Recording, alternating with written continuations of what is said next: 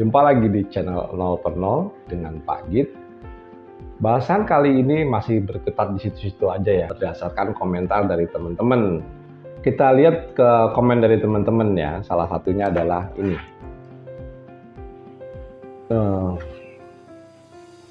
Kalau judulnya bahwa agama tidak dapat menjelaskan penciptaan alam semesta, saya tidak perlu berlama-lama lagi menonton. Karena sudah pasti tidak sependapat.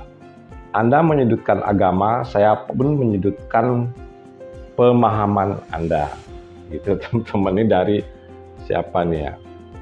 Dari Ruslan Hegemonis. Gitu. Jadi dari judulnya, Mas Ruslan ini sudah menjudge Pak Git, artinya kalau istilah bahasanya itu ada peribahasa don't judge books from its cover. Ruslan ini menyatakan sesuatu hal yang sifatnya logical fallacy. Jadi Ruslan ini menilai berdasarkan judul gitu ya. Jadi belum lihat isi dalamnya, sudah menyatakan kalau Pak Git menyudutkan agama. Yang padahal kalau dikupas isinya itu Pak Git menjelaskan gitu, bahwa dogma yang terdapat dalam Al-Quran, yaitu tentang surat Yasin 38, yaitu beredarnya matahari pada garis edarnya, kemudian pada tanda-tanda kiamat itu bumi akan mengalami perputaran gravitasi, atau tadinya matahari yang terbit dari timur itu menjadi terbit dari barat, dan kemudian kiamat itu akan terjadi. Ini terkonfirmasi secara ilmiah.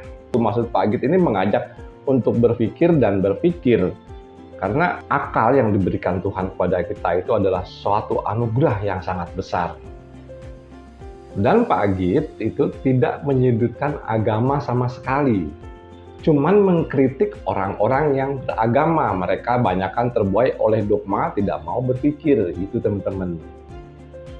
Kemudian ada yang berkomentar begini teman-teman, dari Samsul Bahari, makanya pahami agama secara kafah, padahal sebelum teori Big Bang, Lemaitre yang mengatakan bahwa semesta berawal dari kabut yang kemudian memadat membentuk singularitas atau bla bla bla, intinya mengatakan teori kabut gitu ya, terdapat dalam surat Al-Imran 190. Ini logical fallacy lagi gitu lah. Jadi begini teman-teman ya. Teori bumi alam semesta itu terjadi dulu ya. Pertama ada namanya matahari kembar, kemudian teori kabut dan beberapa teori lagi.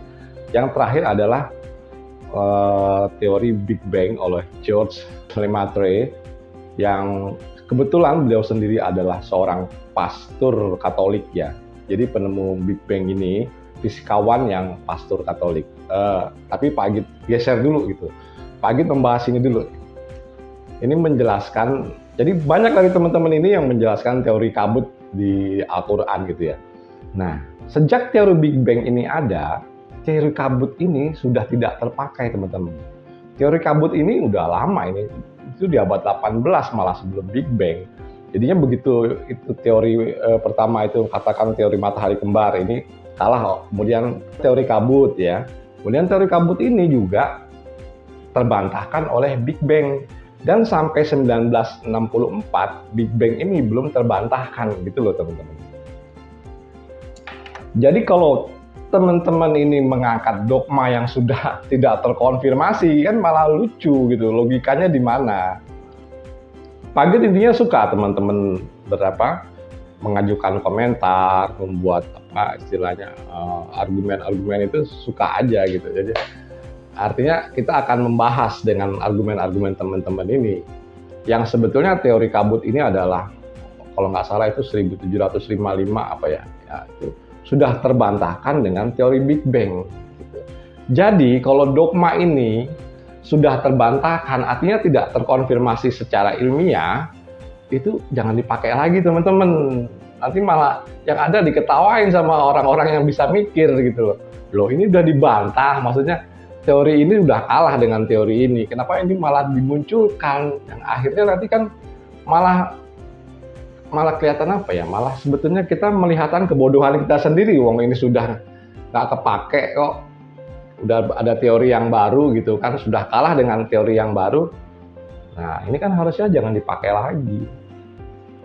Dan satu lagi teman-temannya, komentar dari Sarta Channel yang mengatakan intinya bagi kalian yang mabuk agama ketuhanan, mikir yuk gitu. Ketuhanan yang kalian sembah itu sebenarnya produk buatan bangsa sendiri, ya ini manusia. Jadi kita lari dari pembahasan sedikit gitu ya, cuman intermezzo aja ya.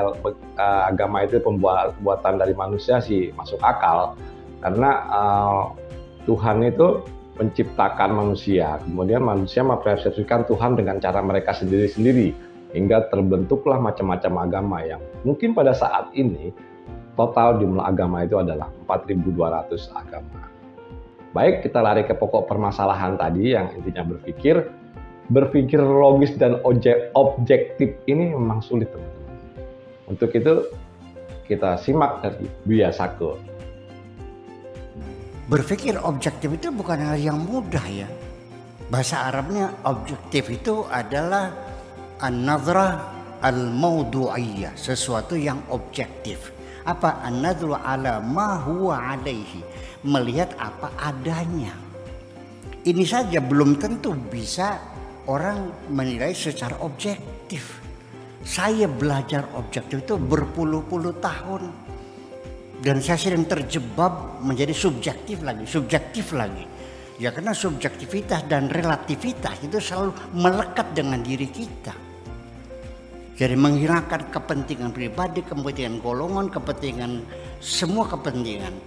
Kejujuran dalam berpikir itu menyebabkan teman kita tidak banyak. Percaya enggak? Karena rata-rata manusia lebih suka dengan basa-basi dan kebohongan daripada cerita kebenaran. Terima kasih gitu aja. Demikianlah teman-teman ya, jadi itu penjelasan Buya Sakur tentang pemikiran objektif atau berpikir secara objektif itu nggak mudah. Dan ini terjadi pada Buya Sakur. Dan ini pun terjadi pada Pak Git. Puluhan tahun Pak Git menjalani berpikir secara objektif ini nggak bisa-bisa juga, susah. Pak Git mulai berpikir tentang agama ini mungkin dari tahun 85. Ya seperti normalnya pada orang yang biasa lah, ngaji, ya standar lah seperti itu, belajar gitu. Kemudian mulai berpikir objektif itu mungkin di tahun-tahun 90 ya, baru mulai gitu. Untuk kita bisa berpikir secara objektif itu memerlukan proses dan waktu yang sangat lama. Pak Git juga merasakan itu. Ya kira-kira 40 tahun. 40 tahun lah Pak Git merasakan ini. Berpikir itu nggak gampang gitu. Kalau teman-teman menjelaskan tentang dogma yang ada di Al-Quran yang seperti teori kabut, kemudian Al-Anbiya 30 disebut teori Big Bang, itu udah Pak Git baca 40 tahun yang lalu. Udah belajar lah seperti itu, tapi belum berani menyatakan seperti ini gitu. Yang akhirnya berpikir apa adanya ya, seperti mujizat. Mujizat ini kan sebetulnya melawan sunatullah. Sunatullah itu apa sih? Garis yang sudah diberikan ketetapan oleh Allah. Contoh ya, bila sebuah benda kita lepas gitu ya, itu akan jatuh. Nah, dalam jatuhnya ini itu ditemukan oleh Newton. Percepatan benda kalau jatuh itu kecepatannya adalah 9,8 meter per detik kuadrat. Ini ditemukan oleh orang non-muslim, yang artinya mereka mau berpikir semuanya itu adalah ketetapan Allah. Teman-teman jangan salah berlogika. Artinya gini, mujizat itu melanggar sunatullah ya pastilah. Contohnya gini, Nabi Musa membelah laut dengan tongkat. Itu sampai sekarang bukti ilmiahnya itu nggak ditemukan, teman-teman. Artinya artefaknya tidak ada, kemudian antropologi, arkeologinya itu tidak ditemukan. Jadi secara ilmiah atau secara sunatullah ini tidak ada. Ilmiah itu adalah sunatullah menurut Pak Git. Dan banyak ilmu pengetahuan yang sifatnya sunatullah ini ditemukan oleh orang-orang non-muslim. Karena apa? Ya balik lagi seperti tadi. Jadi orang muslim ini banyakkan terbuai dengan dogma-dogma tadi, akhirnya nggak mau berpikir gitu. Oh, udah ada kok di sini, ini udah begini kok. Akhirnya cuman ilmu-ilmu penggatuan atau ilmu-ilmu cocokmologi yang ada, karena kita malas berpikir. Padahal surat ayat Al-Quran pertama yang turun itu Iqra. Iqra itu kan membaca. Kalau kita membaca kan kita harus berpikir. Jadi dalam membaca sesuatu itu kita berdialog, bukan berarti kita itu mengiyakan. Minta membaca buku atau membaca kitab gitu ya, membaca buku sains atau kitab itu, kita seperti berdialog dengan buku tersebut. Bukan kita menurut, bukan itu suatu perintah gitu, tapi kita harus berdialog supaya ini berpikir. Dan ayat-ayat tentang berpikir di Al-Quran ini jumlahnya puluhan bahkan ratusan. Jadi kita disuruh mikir, bukan disuruh manut dan manut dan manut gitu teman-teman. Karena yang menyatakan teori Big Bang atau menemukan teori Big Bang ini adalah seorang fisikawan astronomi dan seorang pastor Katolik, Pak Git akan menjelaskan gini.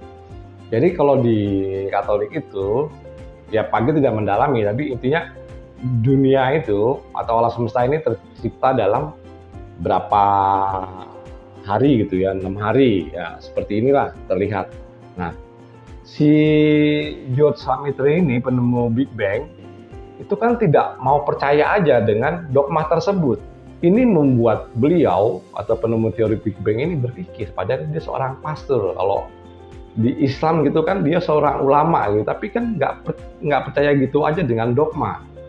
Nah, ini yang membuat orang itu cerdas ya karena berpikir, bukan mengikuti dogma yang ada. Kalau misalkan si penemu Big Bang George Lamaitre ini tidak berpikir, dia akan mengikuti dogma Katolik ya seperti itu, yang mirip-mirip mungkin dengan agama samawi lainnya juga kan mirip-mirip seperti itu. Karena ini berasal dari satu keturunan gitu ya, yang artinya dulu kalau nggak namanya agama samawi ya Abrahamik gitu ya.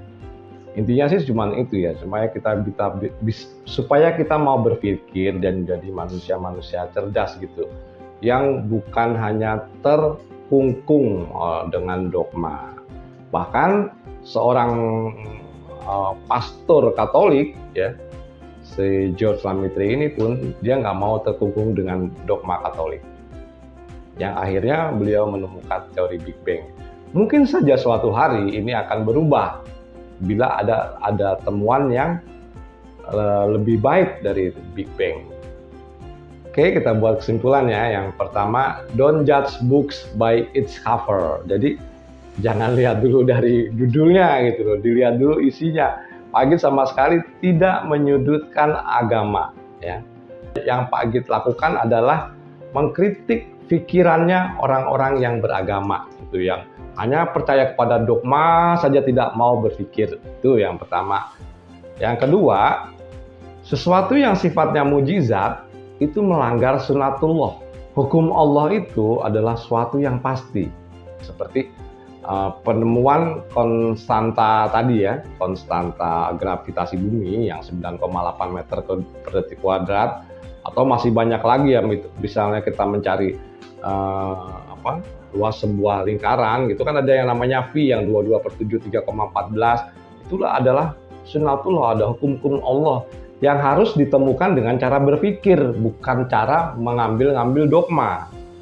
Kalau kita memikirkan dogma dan dogma, udah ketinggalan jauh sekarang. Contohnya YouTube ya, handphone yang buat kita pakai sehari-hari, yang buat nonton channel dan segala macam lah, buat nyari informasi dan pengetahuan, dan banyak lagi algoritma matematis gitu, algoritma digital juga yang harus kita pelajari, bukan sekedar dogma dan dogma. Kita akan kembali nanti ke 1500 tahun ke belakang kalau kita berpikir seperti itu.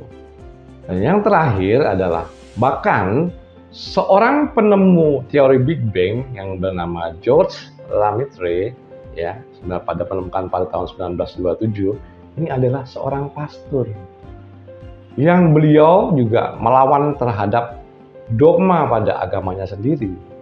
Dogma ini sesuatu yang tidak masuk akal, kembali Pak Git ingatkan ya, itu taruh dulu di tempat dogma sampai kita menemukan, atau sampai ada ilmu pengetahuan dan teknologi yang menemukan itu, baru diangkat kembali ya. Seperti dogma tentang beredarnya matahari, kemudian matahari terbit dari barat, dan kiamat. Itu kan dogma, tapi sudah terkonfirmasi secara ilmiah, yang artinya ini adalah ilmu-ilmu pengetahuan dari Allah. Jadi ilmu pengetahuan dari Allah itu bukan hanya di kitab, banyak di luar sana di alam semesta yang harus kita pelajari. Itulah tugas kita sebagai manusia untuk belajar dan berpikir. Oke teman-teman, menurut Pak Agit ini cukup sekian dan terima kasih.